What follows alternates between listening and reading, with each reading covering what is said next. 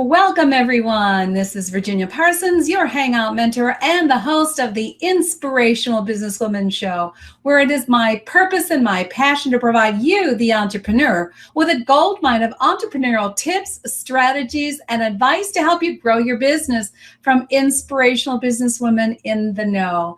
I am thrilled to have you here today because you know what? We are celebrating our 50th show, the 50th Inspirational Business Women Show, and the end of season 1. So we've had already a full season of outstanding guests.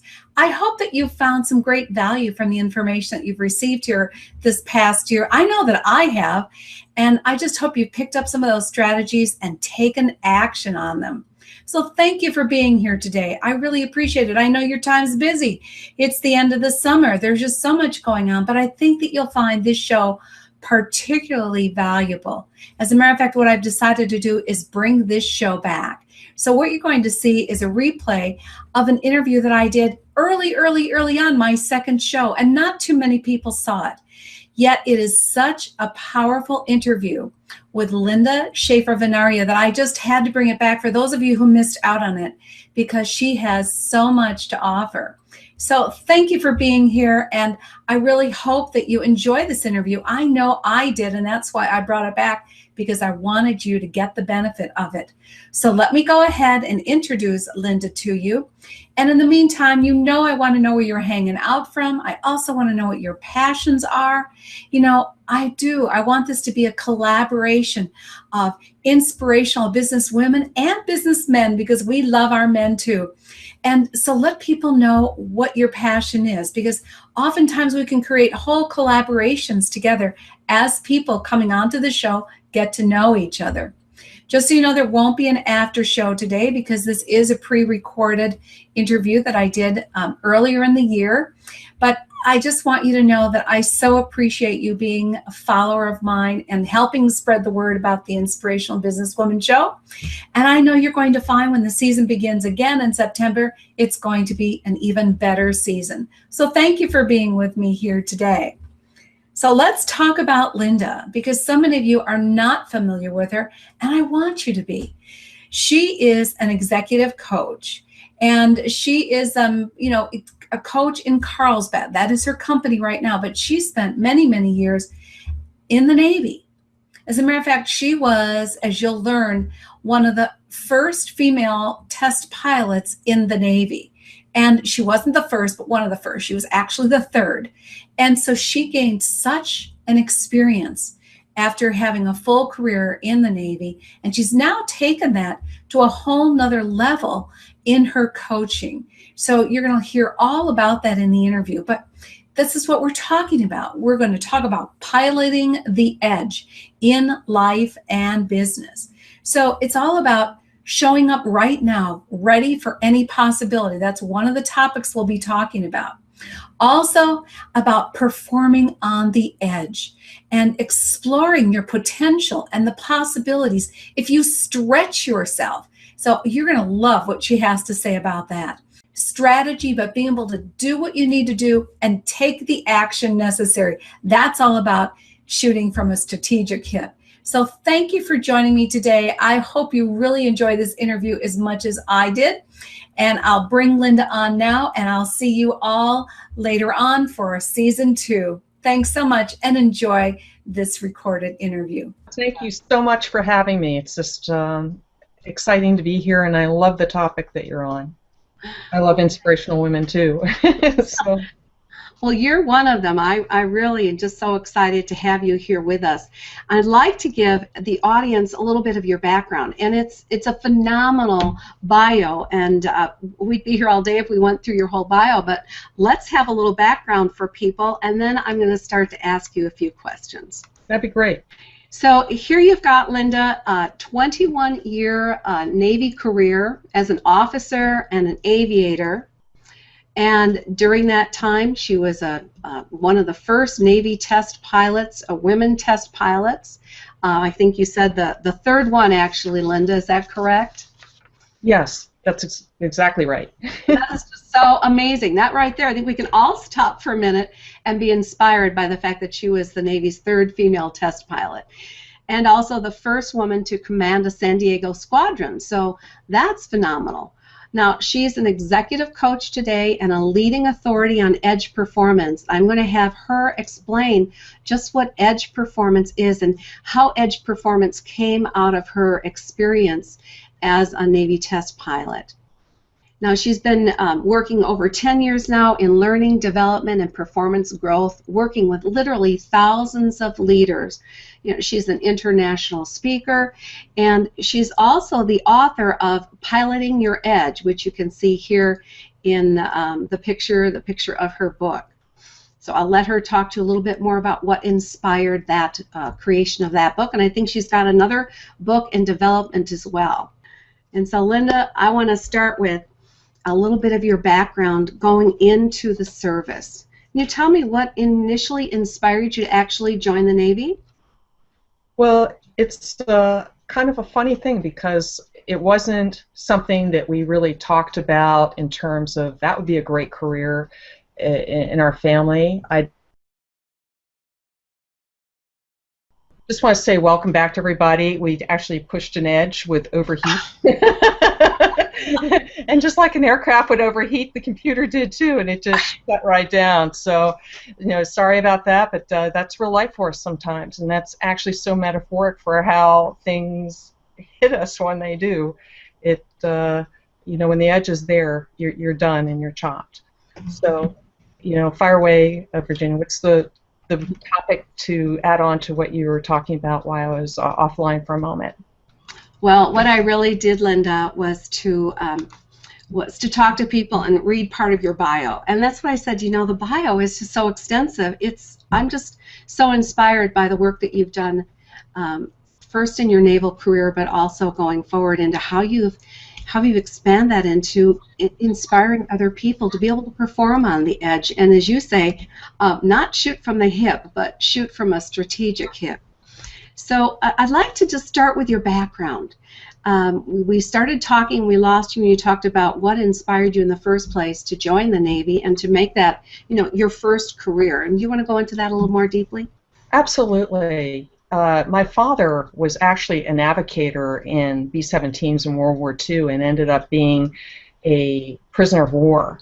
His aircraft got hit, and he bailed out of his aircraft and had the extremely unfortunate circumstance, which turned into a fortunate circumstance of being alive, but he had a streamer of a parachute, which is something we would never want to have happen to us. And he essentially free fell about 10,000 feet into Minerva Island. So that was one of the stories that was actually known in our family, and it inspired me in so many ways because he was able to look beyond, to be positive about things. He didn't say that you shouldn't take risks because things like that should happen, but you should be prepared. And so I went through life feeling like you really ought to be prepared, but not necessarily not take the risk. That aspect inspired me greatly. My mother was quite ill when I was younger. She was sick with things that they could never totally figure out, and was given essentially like a year to live when I was like 9 years old. And with that, it inspired me because she kept finding holistic things that would always help her find that one step forward. And so between my father surviving, my mother having had that situation with her health, I went into the discovery of aviation believing that you can turn up rocks and always find a way. You keep looking, there's always a way. There's the next holistic step. There's some procedure that you can shift or change or modify or move forward with. And with the realization that things can happen to you, but it's up to you how you trudge forward and make them work out. And so I was inspired by all the trinkets of those things in the attic that I kept discovering. Nobody talked about them a lot, but they sure spoke to me. That's inspirational. I mean, just that I've never heard of such a story as what your father's was. And to have that wonderful pile of manure right there. Who could imagine that such a thing would save someone's life? Well, it's actually so metaphoric for how we show up in life, in business, and all of our families and everything. There's always that thing that is going on that's kind of maybe not perfect. Maybe it has some things about it where you go, this isn't really the way I'd want it to be. We might even use the expression, it stinks. It's just like manure. But the truth of the matter is, my dad would tell this kind of joke about how there's a pony in the manure pile. The little boy always, going for the pitchfork with the manure and smiling because there's a pony in there. And it wasn't until I was an executive coach that I was thinking back after my father's passing about him telling that so many times that I realized that he became his own pony. He was the pony of his life. He was the gift. And as an executive coach, I feel like I'm there to help people find the pony in the pile that they're facing so that it becomes a real gift, a treasure, and inspiration to them. And we can do that so readily if we just have that pause, reflect, focus time. It's amazing where it can take us. Well, I love that, and the idea also that you found your inspiration right there at home in your own family, your own parents to start with, who so often do form the foundation of our lives, both good and bad, and in your case, challenges for them that led you to, think and be uplifted and inspired to do amazing things in your own life. Now, so you're in the Navy, and let's talk a little bit about your background in the Navy. I mean, 21 years in the Navy, if I've got that correct.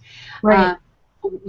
I'm sure you just started out and then went in, became a test pilot, but that's not an overnight happening. Tell us a little bit about how that unfolded. Well, I think actually starting from the process of joining the Navy, it was always in the back of my mind that I would like to be a pilot in the military. It was just something that called my name, and never believed it was possible. And so when I heard that they were actually taking a few women pilots, it was a 2-year process for me to actually go through all the wickets to actually get in. When people think, oh, you can just go sign up for the military, well, it's not so fast. And so it was understanding that you need to be aerodynamically adapted, that you need to be able to present yourself. I studied all kinds of things about aviation. I took private lessons and made sure that if I did go through the door, I'd be readily prepared to do all those things, read up and talk to people in the military. So I set that stage so that as soon as I could go through the door, knowing that there would be challenges. It was post-Vietnam. It was not a time that people were really happy about military people in general. But also, it was a time that women were not really a part of the military force, particularly not what I was doing. So I wanted to make sure that I was prepared and use that time wisely. And I think that was huge. And then going through the door, it was being kind of ready to learn, not just there to judge. And so I found myself going, how can I do this? What is possible? That continually saying to yourself, what is possible? How can I learn what is possible? Including things about understanding the junior officer's billet guide. It's like a 5-inch thick book. I went through every job in there to find out which ones I couldn't do because of the law, and then what was left. And that's how I've kind of plotted my career, finding options that could take things to the next level, things I would not have heard of otherwise. So it's that journey of really looking at where can I find the journey, where's the possibility in the journey, how could I get there, and then when I show up, how can I make sure I do a good job? Well, just speaking from the standpoint of what is possible, and coming from that from a female perspective, it sounds like you really took on a lot just to prepare yourself for the possibility of entering the Navy and going into the aviation aspect of it. Talk a little bit more about, were there challenges? I'm sure there were, as a woman entering the Navy. There was a huge amount of challenge out there. People would say, oh, you're pretty enough to not have to do that, and it was my passion, so I didn't want to hear that. I wanted to hear how I could go be an aviator and how I could really enjoy the whole pursuit of being in the tactical aspect of it, which I found fascinating and moving. When you're doing something that you really enjoy doing and you want to do, you feel very alive while you're doing it. You feel on task and on purpose, and that was what I wanted to be able to do. And so it was about really not listening in many cases to all the negative things. Like when people would sit there and tell me all the negative things that, you won't be able to do this and you won't be able to do that. I just had a switch in my head, and I'm telling you, I just turned it off. I remember telling people, sometimes senior leaders, sometimes my own family in some cases, that there's not enough negative things that you could possibly tell me to make me not want to do this. So you might as well just save us both the frustration and not bring it up. and it was that whole place of deciding how you need to listen to things and filter things, and then not turn everything off, because you don't want to turn the pearls of advice out there off, because you need those to mentor you to go forward. And so it's this two-way thing of being open to every possible great idea that could be helpful, and at the same time turning off the negative spigot that seemed to flow in at twice the rate or 10 times the rate in a way that it didn't impact my attitude. Otherwise, it's stolen from you. Your dream is stolen from you just by this negativity. Well, that's very powerful, and that's very inspirational by itself, because you obviously had a unique capacity that many, many people don't have, or at least have to practice, and that is shutting off the negative. In other words, having selective awareness and being open to ideas that inspire and move you in the direction that you wanted to go, and at the same time having the ability to close off your mind to negative feedback, negative ideas, or you can't do this, you can't be successful. I think those are really important points that you're making for anyone in business today or in life. So I really appreciate you sharing that. Let's take it a step further. What brought you into being a test pilot? I, from day one, wanted to be a test pilot. From the day I walked through the door, it was on my mind. And at the time I walked into the Navy, there was all the stuff out there on the right stuff. There was, trips through museums. We used to go through museums when I was a child, and I would constantly see all these things from the past. I was very aware and inspired by Amelia Earhart and her passion to keep moving and keep trying things and never let go of the next possibility. And so that was just on my mind. What was not there was the pathway to get there.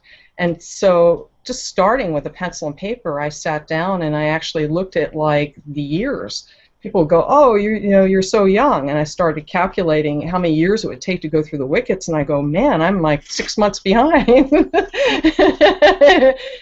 I better start jogging and catching up. And it was that awareness of what the path might be consisting of that helped me understand some of the things that I could be focused on, what might help being able to get there, with the awareness in the back of my mind too that it may never happen, that I might actually be trotting down a road of no go, no possibility. That didn't stop me, but I think it's important to go a journey that may be very difficult with that in mind. And what that did is it made me think about those things that if I didn't make it, how would this possibly prepare me for other things? What I found is it wasn't a perfect path. The journey had some hiccups in it. With opportunities that would shut down because a squadron would decommission, because things would happen in space, and with the space aircraft and all the destinations that you can go through being a test pilot, all those things, you can't change the news. But what I found is the skills that it took to become a test pilot are also the same skills that help you to become an even better commanding officer, to help you be a leader out there, actually to help you be an even better mom if you want to take it to the home, because your kids are always wanting to push the edge and do things. And it's like, how do you learned to balance those things, not to share autobiographical examples per se, but to understand where the parameters are, where it's okay or not okay. And so I think that's helped me from being a mom to being able to project into whether something's potentially successful, how to actually set the stage for communications up front so bad things don't happen. All of that were byproducts of being in that world and being on the journey. And for me, it's not just being on the journey, but I was so aware, because I knew I was unusual, that it wasn't an absolute outcome. It wasn't a normal path I was taking. I was so aware, and when you're aware, you can actually see the distinctions from step 1 to step 2 to step 3, and that's huge. Yeah, awareness really says it all, because it helps, first of all, set the path that you decided to be on, and for you to understand that you were acquiring skills for future leadership, as you said, to be a mom. You know, it was a win-win situation, even though it wasn't the perfect path and there were challenges to it. And speaking of challenges, you had a huge challenge, which really helped you, you know, move forward even further on your path, first in the Navy as a test pilot, and then, of course, on for Edge Performance. Can you tell us a little bit about that crash that you were lucky you survived? Yeah, that crash came very early in my career. And a crash is not one of those milestones that you want to celebrate of like, yay, I'm glad that happened. I'm not glad it happened from that perspective, but what I will say is when you can harvest the learning from something like that, it makes you a better person, a better leader. It makes you be able to think. I think what it's done for me is it's really turned me into a thought leader on a topic that I probably would have never even dreamed of had that not happened. The whole concept of edge. I was in my A4. I was actually at the end of my jet training doing acrobatics. One of the leading edge slats deployed before the others, which actually sent the aircraft into an immediate departure, inverted spin, extremely violent. And you think about your work situation. We complain about our work situations all the time, being, you know, obnoxious and this and oh that. Well, that's that work situation where your head's getting bashed against the canopy. I'm plastered against the canopy. I'm being bashed from one side to the other canopy. I couldn't reach the flight controls. I was upside down, blood's running to my head, seeing stars, and at the same time, totally aware that I can't allow that to be annoying. I must focus on any realm of possibility of survival there, and the awareness of having to eject was very much with me, and so I actually initiated ejection, and that's where the real challenge started, was when the seat didn't leave the aircraft. It wasn't a fault with the aircraft so much as the fact that the way I was plastered against the canopy, I didn't get a direct vector pull on the handle, so I got a misfire off of that. What that taught me is, at that moment I was a new guy, and I was able to force myself to focus and to think of something that wasn't the usual procedure on the procedures that we knew based on comments that I'd read and advice I had received from a senior pilot in passing. All that came to me in that moment. By all shadows, I should have died that day. I was new. It was an experience that would challenge a senior leader or pilot in that experience to survive. And there I was, the new guy, and managed to focus and managed to survive the seemingly impossible. And when I started processing that, and I can tell you if you're in the intensive care unit, you have plenty of time to process things. Staring at the ceiling and you know, doing those little tasks of just reflecting on what happened, will I go back, all of that. And you go over it and over it, and it becomes part of how you think and who you are. When you have something like that happen to you, there's not a day that you don't really feel grateful that you survived, or reflect back on what did I learn and how does that apply to this moment. It's so much a part of who you are and what you think about. What I kept coming back to is this topic of edge, and pushing the edge And even knowing that you're at the edge, when somebody casually said to me, "Did you know you hit terminal velocity?" It's a concept that you study in aviation. It's when a refrigerator comes out of an aircraft and is going down. It was 10,000 feet to ground impact in less than 5 seconds. That's quick, and it goes by in a flash. And to think that you can actually apply yourself in that moment as a new guy is it just blew me away. And the concept of hitting terminal velocity, I was just like, no, how's that possible? And at the same time, I was clocking it. We were there. And so we might not even be aware that we're at an edge, even though we know we're in a bad position, and all of that. And I became very fascinated, focused, and intently set on discovering, first of all, how did I survive, and could I bottle that to help others and myself and anybody I touch or reach for any reason? And additionally, how can you take it to the next level and keep it going? And it's become a lifelong journey for me to actually create the models and thinking processes to help people push the edges of their life. So. I'm just in awe of everything you've just said. And one thing that really comes back to me on this, Linda, is that you're talking about such a short span of time. You must have gone into some form of an altered consciousness to even deal with the situation. But for you to immediately again begin to focus not on the negative, but focus on the possibilities. What are my options? And to execute what your options might be. And then when the execution doesn't go quite right, you still manage to survive. It's one of the most inspirational stories I have heard in a long, long time, and I really appreciate your sharing it. To me, it's where do we go from here? As you say, well, you've chosen to really focus your life on how to actually take that and carry it further, to expand and explore upon the circumstances you had and how it might help other people, and how it expanded your own life and your career. So I want to go into that in more detail.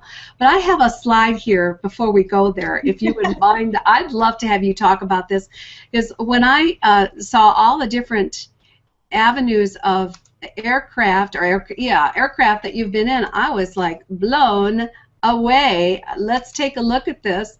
And can you talk for a moment about what I've put together here for you, a little bit of your test pilot background? Well, I really applaud your ability to do research and to find all these machines. One of the things that we do in the test pilot world is you get a lot of different exposure to a lot of different types of aircraft that are out there. And the reason being is you want to take yourself out of that place of thinking that something is super fantastic and something else is not. So often we learn something and we develop that soft spot for it, and part of what they're trying to train us is to thinking that, it's great to have a soft spot for something, but you really want to have a soft spot for the best things out there, and a calibrated eye for where things can be a gotcha, and the ability to look at something that perhaps you haven't seen or flown before and go, wow, I bet that could do that, or maybe it could do this, and you create a mindset and some impressions around what might happen so that you can actually go into the aircraft then and start to experience it. And so these machines reflect what we got to fly and experience. The one in the down corner, on the bottom left corner, is the aircraft that I ultimately got to command a squadron in. I started my journey in jets, and then when the combat exclusion lifted for women, I wanted to make sure that I had an opportunity to command. I went to be a department head, an executive officer, and a commanding officer in the logistics squadron for carrying on-board delivery mission. And so what I learned from applying myself to flying all these different aircraft is to appreciate every mission, what every aircraft can do, its unique qualities and attributes. And to me, they're each metaphors for how we approach different things in life, including the old warbirds. We got to fly some of the old warbirds, and when you fly them thinking about the modern day mission and what you have to do, it makes you think about things differently. And so all of these aircraft teach you something new, as every experience we have in life. So each one of them kind of has a special place in my heart, and also has taught me something really special. And I admire each of them, and the designers that put them together, and the people that maintain them, and the whole package that goes with it. Well, it's amazing to me that you not again see all the possibilities for each individual aircraft and what its potential is. Let's take all these ideas and move them into some of the topics you really want to talk about today. And the first one is how to show up right now as ready as possible. You've certainly alluded to it, but let's expand upon that idea. Yeah, it takes calibration. Now is just something we tend not to focus on. There's expression in aviation about really flying with the aircraft. If you're thinking too far ahead, then you miss what's going on now, and if you're flying behind the aircraft, you're not with the aircraft. It's different than just presence. You know, there's so much out there on being present, and I agree with that. But when you're focused with right now, you're ready for whatever, whenever, for whatever reason. And that's kind of the circumstance I found myself in going down in the aircraft. It's certainly the circumstances that pop up with odd challenges with health and those things that come up in your lives, you know, facing cancer or perhaps an unexpected job change, all of those things.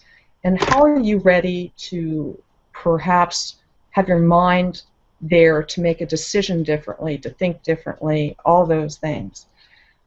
A big one, just to give an example, so many of the leaders I've had the opportunity to coach are just overwhelmed. They're simply overwhelmed. Where do I start? Where do I begin? You know, if you think about an aircraft, there's so many dials and gauges and this and that, and there's wind and rain and everything else out there. So there's all the factors on the outside and the inside, and where do I start? And then incoming crisis, you know, something's happening, and how do I handle that on top of everything? And so it's just so symbolic of what happens in our life. And I just find simply just understanding, like in an aircraft term, where you fit relative to surge redline versus high tempo can help somebody calibrate themselves so they can get that 5 minutes to get their mindset and believe they're not stealing from the reality of what's possible to get done. And it just takes that little bit of work. And when you do that, you can actually start to apply yourself to thinking in different ways of how you want to frame a conversation, or when you bump somebody into a hall, and the hall, what you're going to say or sprinkle it with so that you're threading conversations and those things. And so all of that leads to, instead of just shooting from the hip, you know, you're shooting from a strategic hip that's really primed and ready to go. Like an aircraft, the old ones used to just pump the primer a little bit and put some fuel into it, and including some of the old cars. If people are fancy old cars, really old ones, they had these primer, but rarely do we prime ourselves or our capacity to shoot from the hip. It's different than just training. It's this whole ability to size up these different parameters with micro judgments that can help you be ready to make different decisions. And the number one thing that needs to be on people's abilities and minds is the ability to calibrate that.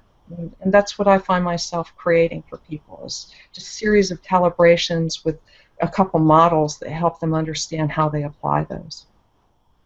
Oh, that's fabulous. How do you teach this model? Well, let's talk a little bit more about the EDGE model, first of all, and then how you help other people implement it in their lives and careers. A model can be fancy or non-fancy. My whole approach to a model is something that can help you understand a concept that would be so difficult otherwise that you can't even grab onto it. And this whole thing around EDGE, you know, when you first start talking about EDGE, you go, well, what's EDGE? That's the first thing people say. And the whole thing is, EDGE is a moving target. You know, what I defined in my first book, Piloting Your EDGE, is that, you know, it's like the universe. The universe is expanding. You can either go with it or go with it. You can go with it under your own terms, or you can go with it under the terms of the universe where you're actually falling behind, but you're along for the ride. And so this is about framing the choice from which how you're going to stand with the universe of choices that are out there. And you need a model to help you understand where you are. It's very much like going into a mall. If you don't know what store you're looking for, you can go crazy. But if you can go up to the map because you are here, that's a big help. You still might have to be looking at the signs and those things going around, but you're far more likely to get there sooner and in better shape or condition and ready to go and get what you need if you have that starting point. And so the models, everything from going, how do I work 4 or 5 mindsets together, which I call mindset formations, and now I call it shape-shifting mindsets. That's how it'll show up in my next book, Art of Now, because it emerged to me from aviation, but I really I'm not here to teach people how to fly. I hope they appreciate flying and respect the pilots that are doing that, but I really want people to take those concepts and have them live and breathe in whatever world they're in. And so now it's a shape-shifting mindset approach so that you can actually feel and see the positions and feel seamless. Most of us feel like, I'm going to put on this hat. Now I'm going to put on my mom hat. Now I'm going to put on this hat. Well, I think all the hats need to be ready to change positions and guide the other one in a nanosecond.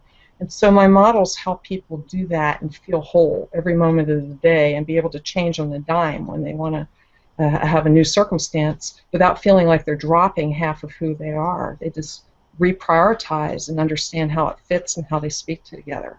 And a giant business perspective, there's so much out there now on global leadership and business, and then there's the business of regional aspects and international, and my mind models work for that too, about really helping people stay holistic and honoring all of it at one time and realizing that they can have respect off of that. So it can work with the big and it can work with the small. So that's one aspect of the model, and how you bring philosophy into that to structure it so you can actually show up and feel at home and real. A little philosophy is actually the part that helps you understand the things that are in tension and have some thoughts and guides on how to do that.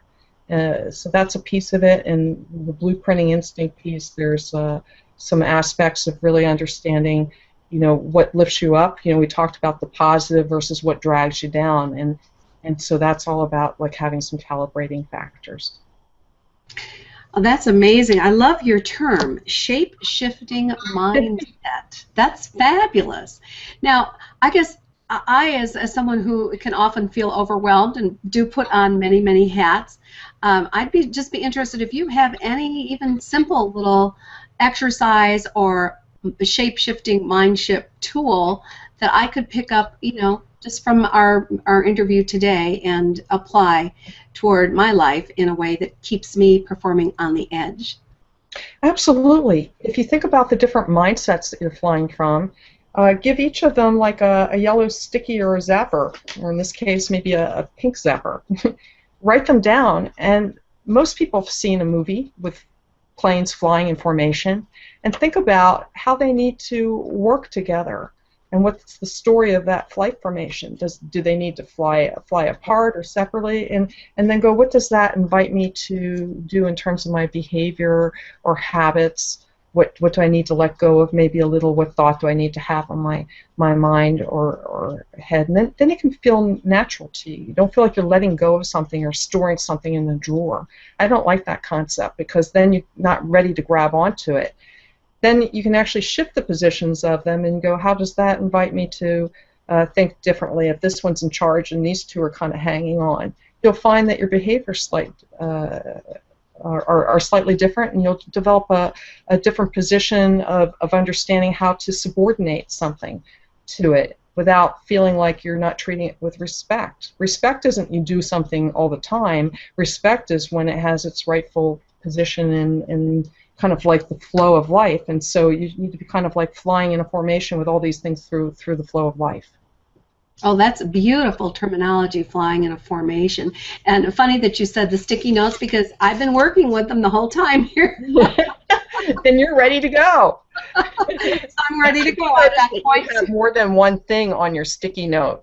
I wouldn't suggest that because that's going to make it very complicated. Do I put it here or here? Yeah, well, let me show you. I started with the for me from you today. What is possible? Great. And then your idea of being open to, gotta go the right way, open to ideas. Even though you were learning how to focus on the positives and letting go of, giving no attention to the negatives, you are always open to new ideas. I loved that. You are inspired always by others, starting with your family, and then all the way up to Amelia Earhart and getting yourself... And including people I don't like. I've always chose to be inspired by people I don't like in the ways that they're worth being inspired by. And we don't often do that. We often discard them. And I go, well, not everything about them is worthy of being discarded. So I honor everybody. That's phenomenal as well. And the last thing I'm going to put in is, I think, one of the most important, and that is, what is possible? Taking from every circumstance and seeing what is possible is, to me, one of the most inspiring things you've said, and you've said so many. We just have a wealth of inspired thought coming from you today, and I really appreciate taking this time with you. I want to start with you, Linda, and just say for you, what if you could summarize, and I know that's not an easy thing to do, but if you could summarize your life and what it means to live on the edge and to use the inspiration of shape shifting mindset in one or two words, how would you sum that up?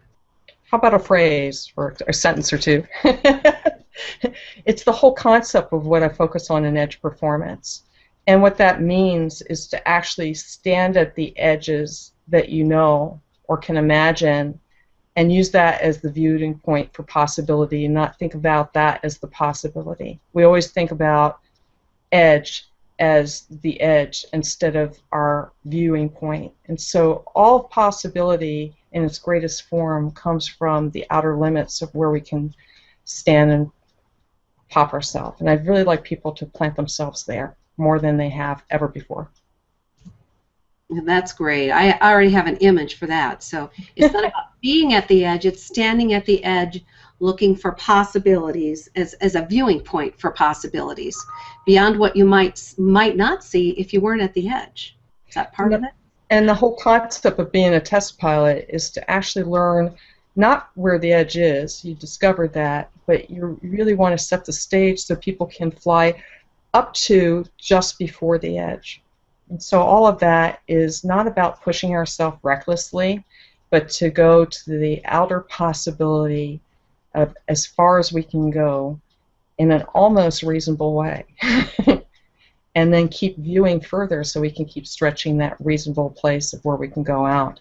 And that just takes work and practice and some mindsets and some tools. It's wonderful. I'm going to stop with that last phrase in itself and summarize this all up in one word, and that is stretch. Mm-hmm. I hope that what we've done today is provide a platform and inspiration for all viewers to stretch and to have a whole different perspective when you bring yourself up to the edge where you can see further and develop greater possibilities because you've taken yourself to that point. And Linda, I just want to thank you so much for being here with us today and sharing your amazing story, your inspiration, and your expertise with our viewers.